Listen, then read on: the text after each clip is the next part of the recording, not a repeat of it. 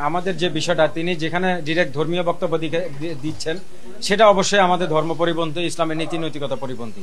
সেখানে অবশ্যই তিনি মন্দিরে গিয়ে মন্দিরের কথা বলতে পারেন, কিন্তু সেখানে তিনি দুইজন ধর্মাবলম্বীকে উনি একইভাবে দেখতে পারেন না। তারা আসলে বেসিক্যালি তারা জন্মসূত্রে এই দলটা ধর্ম ব্যবসায়ী।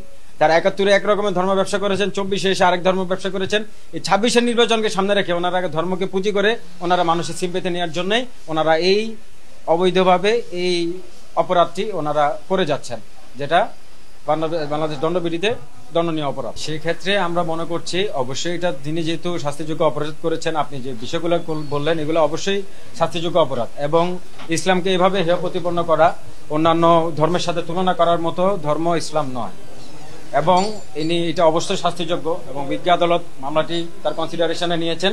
অবশ্যই এটা ট্রায়াল হবে এবং এই মামলা অবশ্যই তিনি শাস্তিপ্রাপ্ত হবেন, সাজাপ্রাপ্ত হবেন। এভাবে যারা ইসলামী অতীতেও অবমাননা করেছেন তারা যে বিচার হয়েছে তারও সঠিক তারও ক্ষেত্রে একই বিচার আমরা আশাবাদী। এটা উনি যেই দলেরই মেম্বার বা সদস্য, ওই দল আপনার কথা অনুসারে যা ওরা ইসলাম ভিত্তিক রাজনীতি করেন, যদি ইসলাম ভিত্তিক ওনারা রাজনীতি করতেন অবশ্যই ওনারা শোনার সাথে সাথে ওনাকে দল থেকে বহিষ্কার করা উচিত ছিল। কারণ যেহেতু উনি বলতেছেন যে জামাতের একজন নেতা, জামাত যদি ইসলাম ভিত্তিক রাজনীতি করে, ইসলামকে নিয়ে এরকম একটা কথা বলার সাথে সাথেই শোনার সাথে সাথেই তার বিরুদ্ধে দলীয় সিদ্ধান্ত নেওয়া উচিত ছিল আমি মনে করি।